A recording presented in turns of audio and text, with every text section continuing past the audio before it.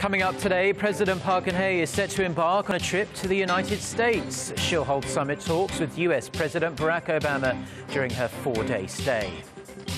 Korea's rival parties are at loggerheads over the government's decision to put the production of middle and high school history textbooks into the hands of the state. Plus, in a concerning development, the patient once thought to be the last Korean with Middle East Respiratory Syndrome has been re-diagnosed with the viral disease. Stay tuned for these stories and more.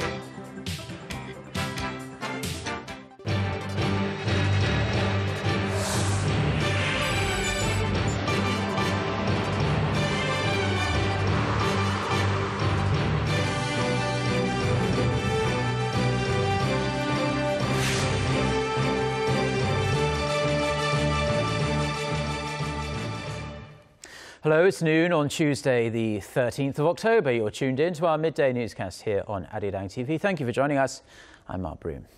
Our top story this afternoon, President Park Geun-hye is due to set off to the United States for summit talks with her US counterpart Barack Obama at the White House. The Korean leader will also make visits to the Pentagon and NASA during her four-day trip. For a rundown of her schedule, Hwang Sang-hee reports. Sending a strong message against North Korea's nuclear ambitions will top the agenda for Friday's summit talks. In this, their fourth summit talks, President Park and President Obama are also expected to discuss measures for a stronger alliance.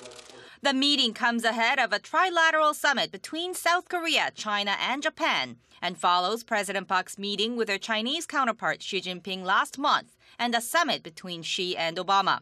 The South Korea-U.S. summit is expected to be a meaningful opportunity to exchange in-depth opinions on securing and expanding regional peace cooperation in Northeast Asia.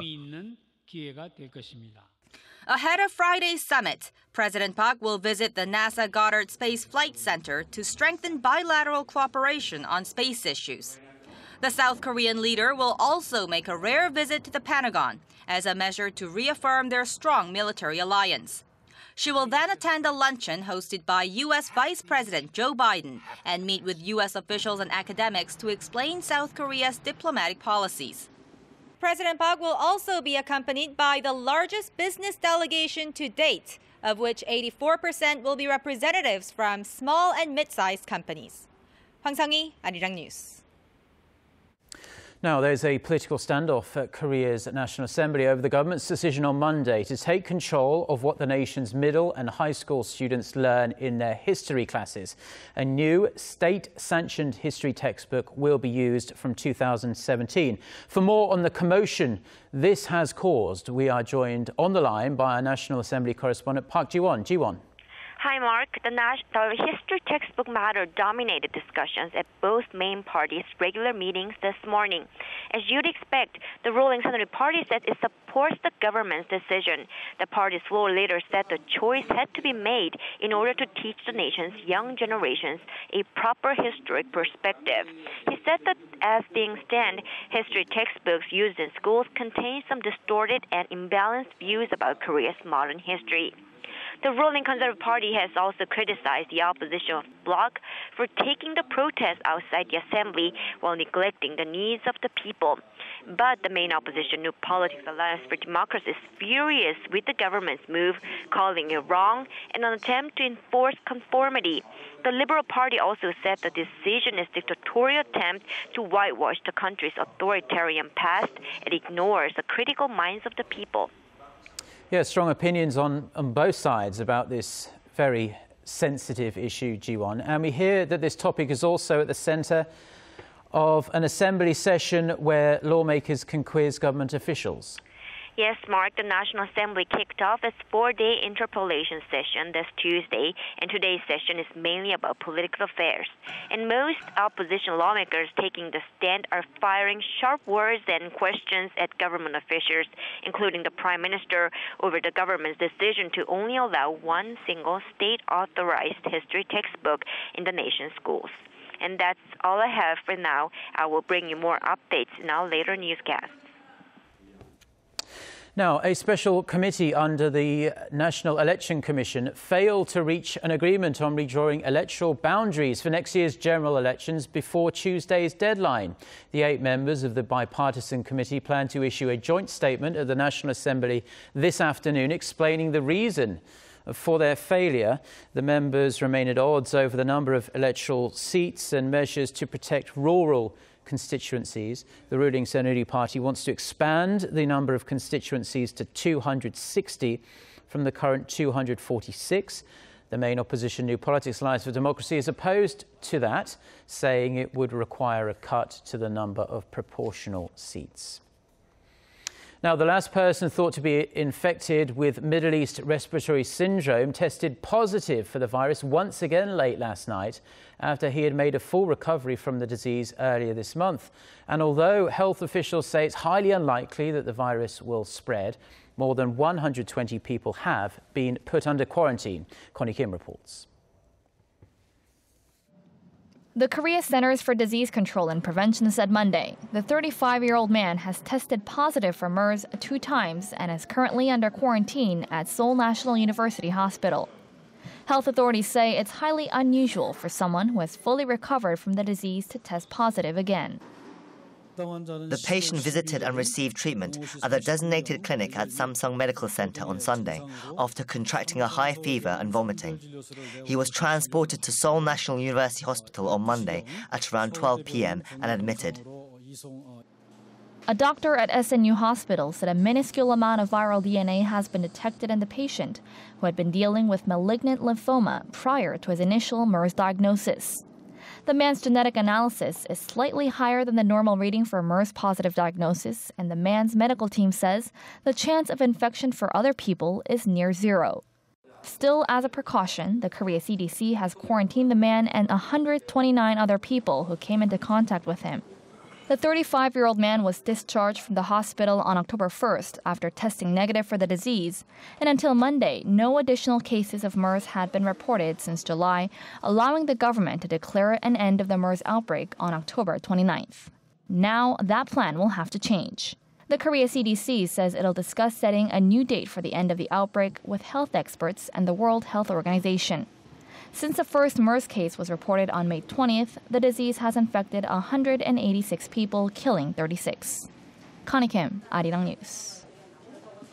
Now, the recent trip to Pyongyang by a top Chinese official for North Korea's Workers' Party anniversary celebrations is expected to pave the way for stronger ties between China and North Korea and, by extension, relations between the two Koreas. Kenichi Asano, who is an executive of a Kyoto-based organization that promotes Japan-North Korea relations, says Ryu Win-san's visit signifies the resumption of normalized ties between the long-time allies. Asano noted how ties worsened after North Korean leader Kim Jong-un had his uncle Jang Song-taek executed in late 2013, and Jang had a close working relationship with the Chinese. The Japanese expert also believes Beijing used its influence to stop Kim mentioning North Korea's nuclear capabilities during his speech at that parade. Asano says the warming of Beijing-Pyongyang relations will also benefit South Korea, as China can play a greater role in mediating between the two Koreas. Japan's chief cabinet secretary says Tokyo is considering stopping or reducing its financial contributions to UNESCO. Yoshihide Suga's statement, broadcast on Japanese TV on Monday, is the first response from the Japanese government since UNESCO decided to add Chinese documents about the Nanjing massacre to its Memory of the World Register. Now, these documents include photos and text records related to the massacre, which occurred when Japan invaded China. The massacre happened in 1937, a 6-week campaign of raping and looting that left up to 300,000 Chinese people dead. Japan objects to the documents, saying their authenticity is questionable.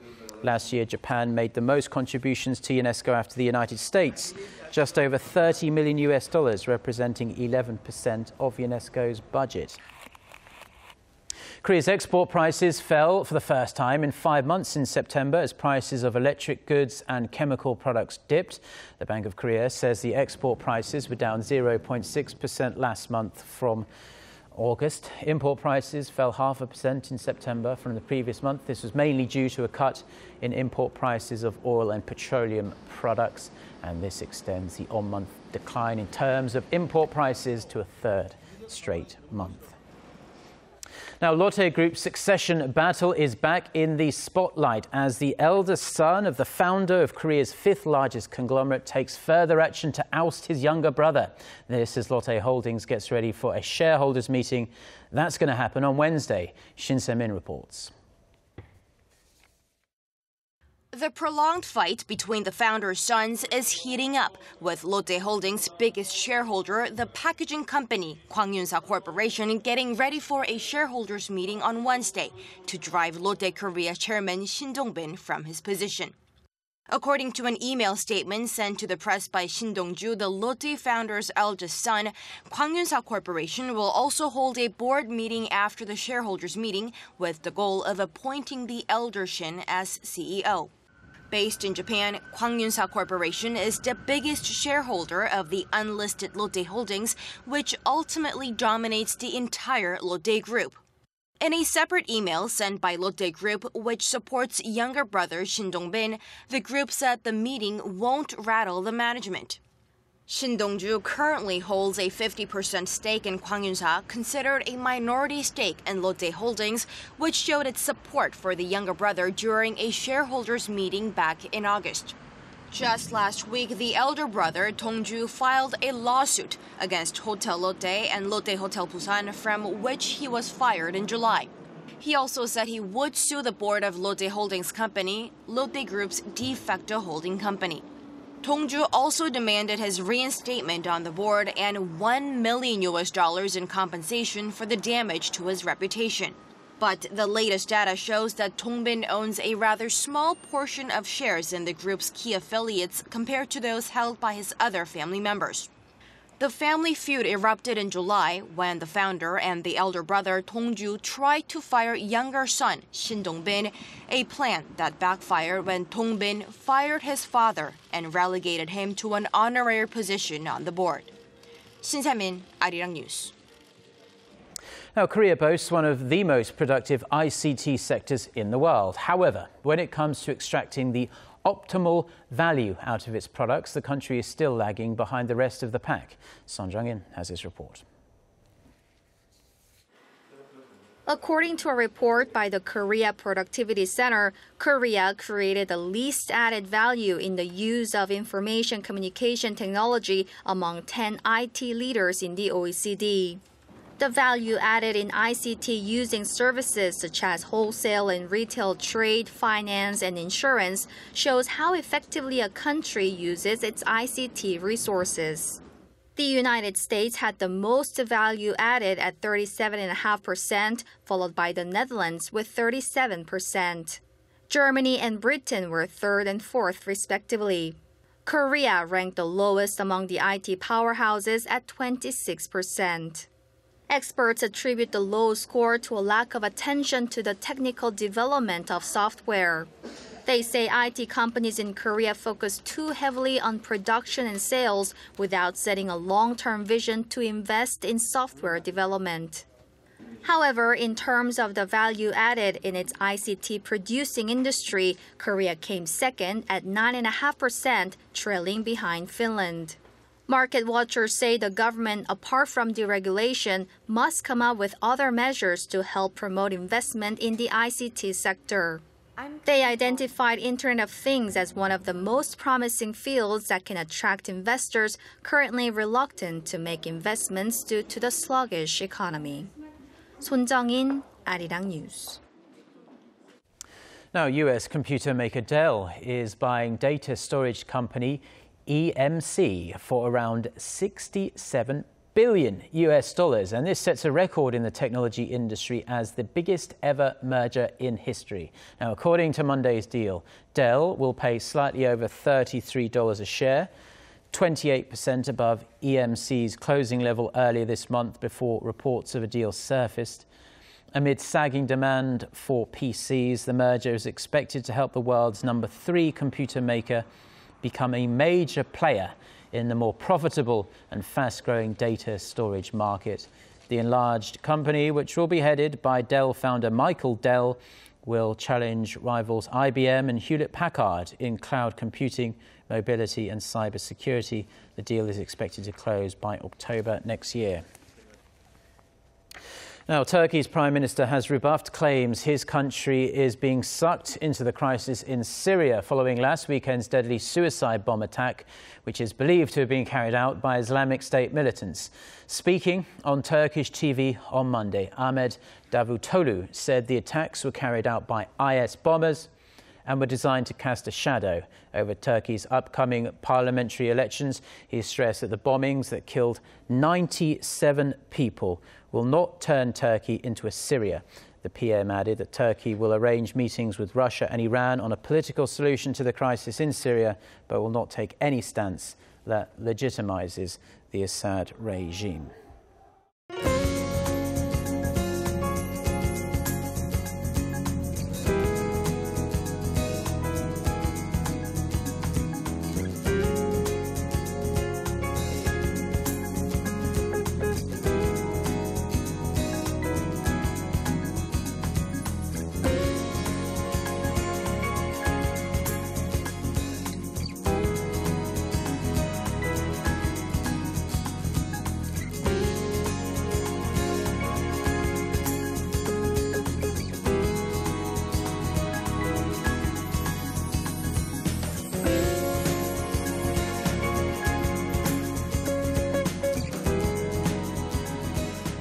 Well, that's all we have for now. Have a wonderful day. Goodbye.